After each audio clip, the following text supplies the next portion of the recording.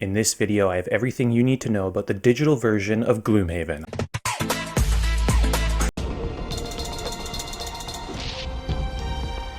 Hello everyone, and welcome back to the BattleCast. I couldn't be more excited. Today was a huge day for news about the digital version of Gloomhaven coming to Steam from Asmodee Digital. Now, I've watched the whole stream and I've taken all the information given and compiled it for you here. Now, if you're wondering when the release date of the game is going to be, it comes to early access on Steam on July 17th. Now, if you would love to hear any updates and any more information, the Gloomhaven team has a Discord server, and I'll link that in the description below. So the Asmodee Digital team put on about a 3-hour stream playing Gloomhaven over a variety of scenarios, and through which they communicated a lot of information, and I'm going to go through that now. So the first thing I'm going to say is that the digital version is basically a one-to-one port from the board game. Isaac has been working very closely with the team, and they have not changed basically anything as far as the campaign goes of the game. They've kept all the mechanics the same. Much of it is the same. So when the game first comes out on early access, it is going to be a one-player game. Now you can have varying party sizes, and you and a friend can sit locally at your computer and kind of take turns, picking the cards for the heroes, choosing their path, whatever. But when the game comes out initially, it is one player. Now they have confirmed that multiplayer is a thing. It's happening. It's just in development. And by the time the game fully releases, it comes out of early access, they say that it'll be implemented. So the game runs on the Unity engine, and I think we can all tell just from the screenshots and the videos playing in the background that it looks pretty damn good, actually. And they've done a really good job of creating the environments. They've done a great job of the spell animations, actually. I'm impressed. I kind of was afraid that maybe, every fire-based attack would be the same, but we can see like the Frost Nova looks crisp. We can see that like the Brute's heroic slams, like it's just good. It looks actually pretty good. So one thing that they did mention in regards to the game is that they do want to support modding, so people can create their own scenarios, which would be very interesting indeed. Early access to this game is going to be primarily in the adventure mode, which is very similar to the random dungeon element of Gloomhaven. That's where you could you flip up a card and it kind of tells you what you grab several cards and it kind of tells you how to put a dungeon together. And these side quests, these random dungeons, actually would allow you to level up your character in the campaign, just not doing a campaign story. So adventure mode is not totally like that, but it's similar.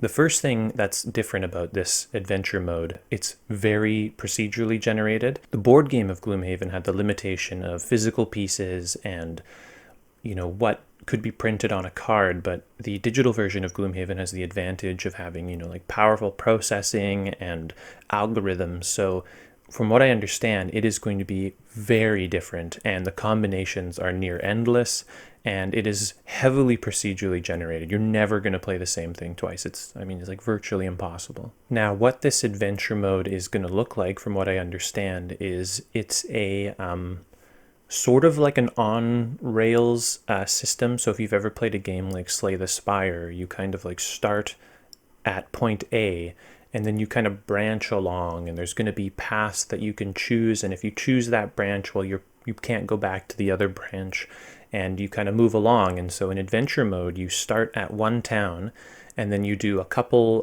dungeon scenarios in a row, and then you get to another town. And so you're going to come across many towns, and in these towns, there's going to be like random merchants and random, other like enhancement type vendors.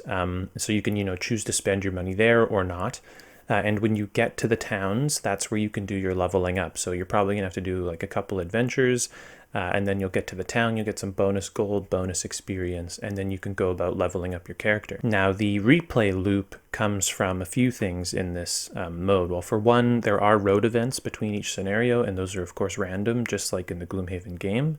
Also, when you level up, unlike in the campaign game, in this adventure mode, you're going to be given 3 cards to choose from.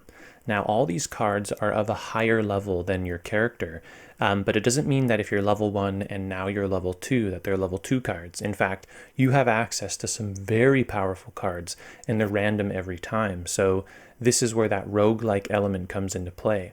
You also get access to random items, and they can be quite strong. So unlike in the campaign of Gloomhaven, where, your town's level 2, so you only have access to like improved boots. I mean, in this adventure mode, you can get access to some crazy powerful items very early. It's all random, and so that's where the replay comes in, like, what am I going to get this time? Furthermore, from what I understand, when you complete achievements or the adventure or something, you're going to unlock new party combinations. So in the adventure mode that we saw on the stream, it was the Brute and the Spellweaver.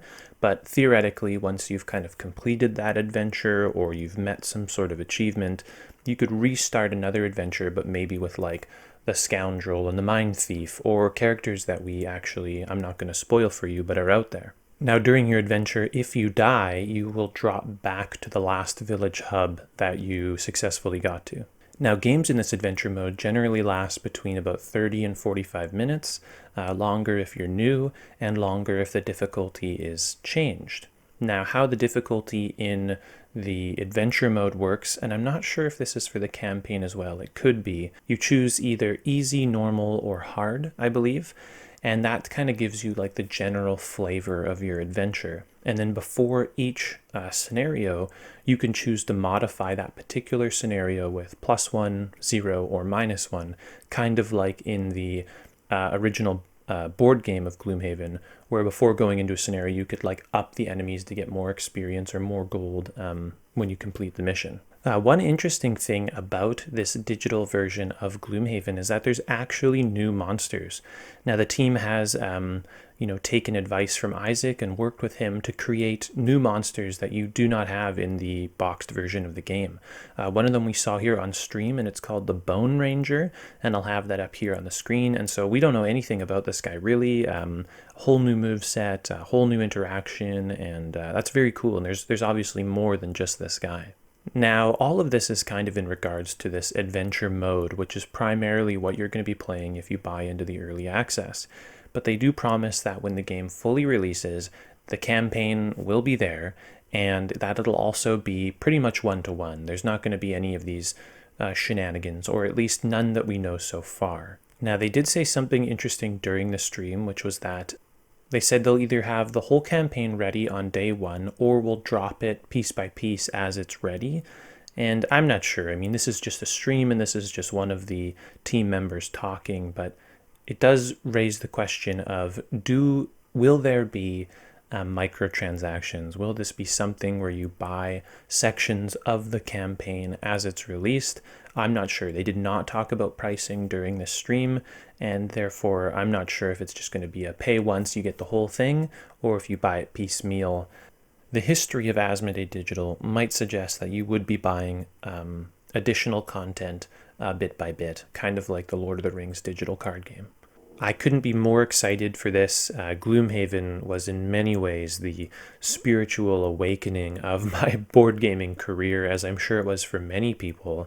And any chance to play this more and easily is something I greatly look forward to. The movement mechanics of Gloomhaven are something that boggles the mind of thousands of people. There are quizzes that you can take to test your knowledge of how an enemy will move in a given scenario. And believe me, if you think you know how things move in Gloomhaven, go take one of those tests, because you might be pleasantly surprised. You've been playing the game wrong this whole time.